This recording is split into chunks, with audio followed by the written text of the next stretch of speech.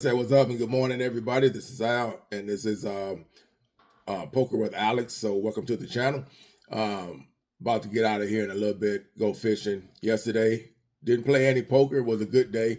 Had the grandkids over with the daughter and husband for an invite. Came over, ate some fajitas. So the wife cooked up some fajitas, Spanish rice, things like that, and we just enjoyed the Sunday. And I had not thought about poker or anything like that yesterday. Just wanted a day of nothing but just peace, silence, and just, enjoy the grandkids, watching them play. So anyway, today is Monday, and about an hour or so I will be going fishing, because if you follow me, I talk about how I'm a fisherman slash retiree slash poker player. So basically, these are my three things that I do at 60 years old now. Just turned 60 back in December. So basically, this is my new chapter. Poker is going to be something that I'm going to be leveling up to a lot more than usual. We basically have a poker room in our area down here in Texas that is perfect for how I want my game to be. It's 9-seated, like I said, minimum buy-in. When you first start off, it's 300, right? Minimum, I think, is 100, something like that. But I really don't know, because I was buying for 300 whenever I'm playing. It's basically 1-2. They do have days when they do PLO. As far as 5-5 game, they had a 2-5 live stream day before yesterday that went well. So everything is looking up as far as 2026 with this new poker room that they built. I mean, it's perfect. They got food, they got drinks, they got waiters. Well, not waiters, but waitresses. And they got people that come out and take your orders, go back, cook your food, and the food is delicious. This place is called Ace One down here in Corpus Christi. Matter of fact, if you ever been in Corpus Christi, there's a place called Ace One Social Club, and it's a poker house, basically. They have different games that they can come up with, but a lot of times it's mainly 1-2, no limit hold'em, and they do PLO, and we do bomb pots. So those are the three things that take place in this establishment. So I love it. I love it. Been playing it for years, but this is the first time that I feel that I can actually concentrate on my game and take it to a whole nother level. So basically, that is what I am dedicating my year to, and then some. I'm going to keep going, see where it's going. Right now, I've taken it at my first 300 since I said I was going to actually go all in on this and do it. I took my first 300 back in December 25th, and up to this day, I was able to run it up to at least 8 grand, right, give or take. I've taken some of the money and I used it in areas as far as paying off principal payments toward my mortgage and toward my vehicle. So everything is great. But this one right here is don't do something that is going to be costly, right? That's going to cost you to lose, and I mean big, right? Make sure you think it through before you actually do it. If you execute it, make sure you execute it in a way that it can make your opponent think. Day before yesterday, I did just that. I got caught with my hand in the cookie jar. I had been getting cold cards. We started about 11:45.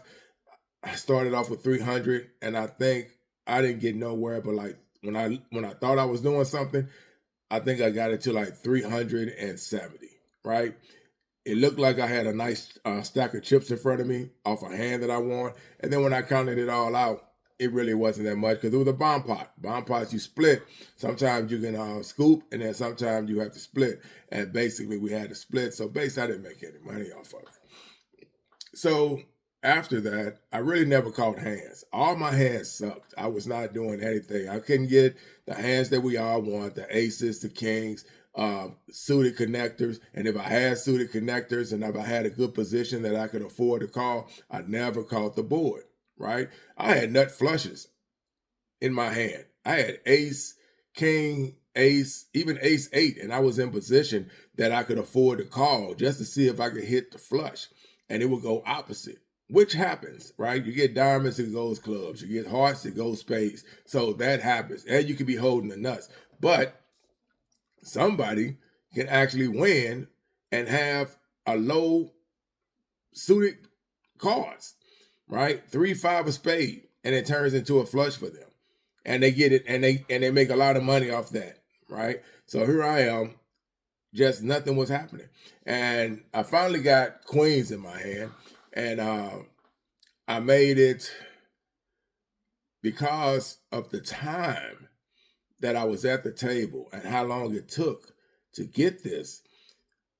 I was trying to shut it down, right? They had put, I think everybody was betting like they come out like $5, right? By the time it got around to me, it was like $35 in the pot. So basically I said, okay, let me go over the top now. So I just put 75 out, right? The guy thought about it for a minute, and I should have read, because I felt that if he had what I thought he had, he would have snap called. Either snap called to set me up, or he's going to go all in, or maybe go over the top so he can make his money, right, off me. So basically, I made it 75. He made it 150. I called 150. The flop comes out, and it's a blank, king, blank, right? So I'm first to act, and I try to sell it that I got the kings, right? I'm trying to see where he's at. So I bet 50. He calls to 50. So at this time, he's baiting me, and I don't see it, right? So turn card comes out, and it's a miss. The king is still out there, and I fire again. I make it 100. Once I'm already dedicated now. So we're talking about 50, 100. So there's 150 put out there. And now he goes over the top again, and he says all in. So basically, I had my queens in my hand. I'm thinking and was hoping that he had aces. And because I was so frustrated, right? And that is what you can't do. When you at poker, man, you got to keep your wits. You got to stay in control of your game. If not, it's going to cause you to make a decision that you don't want to make. And then you're going to wake up and you're going to say, what the world just happened? Why did I do that? And that's the moment I had. I was just so out of it from not catching hands. And when I had playable hands, I wasn't catching the board. So I got frustrated in the moment. And when I finally got one, guess what? I walked right into kings. And the reason why I know this is because when the second king came out, he had a pair of kings in his hand. What I thought he had were aces, and I was trying to sell it off that I had the king, and I hit a set. And maybe he just wasn't going to fold his aces because he was going to go down in the fire, right? Because players will do that. They will stay around until and live and die with their aces. You ever heard somebody say, man, I can't fold? And then they turn over their hand as aces, and here it is. You got a set, you got 2 pair or something like that. So aces can be cracked. And this just wasn't the case. I was the one that got caught trying to do a bluff, and it came back to bite me. So there's my 300. Right, that went away, and I think I had a little small amount of chips left. No, I take that back because he had me covered, and I had to go rebuy. So I went and got another 400, and I put that on the table, and I sat. I kid you not. This had to be about 3 o'clock, and from 3 o'clock to about 7 o'clock, I sat there for almost 4-some hours. Right, I had my own entertainment going on. So I had my phone, I had my charger and things like that. And I just tried to take myself out and play poker, but I try to keep myself amused by watching something and just waiting to catch hands. And nothing was happening. And it could be like that sometimes.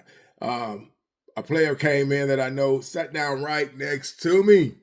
Soon as he sat down, I kid you not, I swear to God, pocket aces.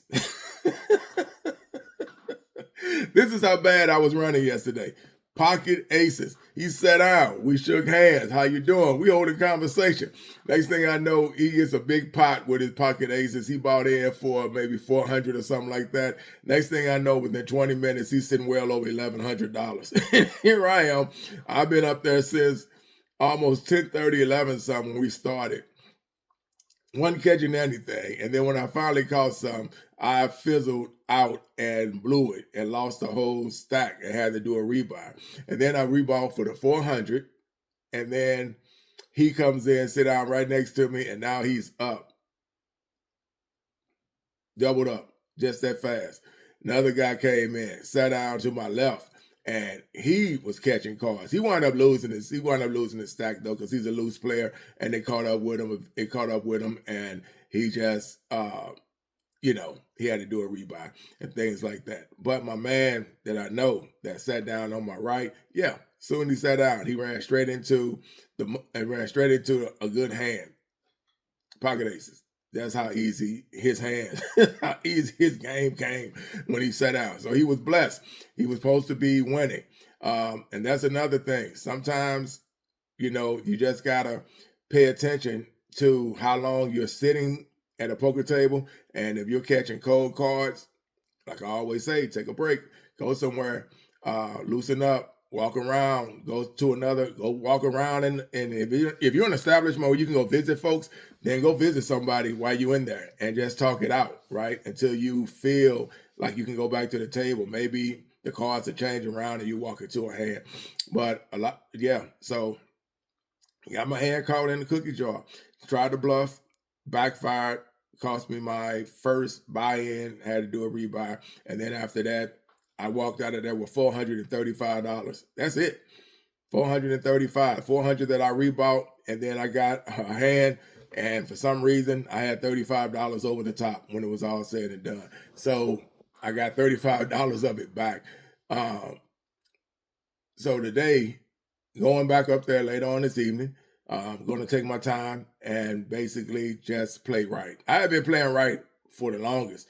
Yeah, the day before yesterday, that was my first moment of me not staying focused and keeping my strategy like I always do. But a lot of times that's because I don't sit there for a long time without catching something and getting good results. So I don't know. Maybe this could be my downside that's about to happen. I'll find out later on this evening, but I know for one thing, if I sit there for 2 hours and I'm cold and I'm watching other people catch cards and they're getting their hands that they want and they're getting the right payout for making their decisions, then I'll probably get up from the table and then look at it as my downtime, that we call it, and then take a break and then come back to it when I feel comfortable. But today will be the day will be the time that it let me know, hey, is it happening? Because I've been running good since December 25th. I have, like I said,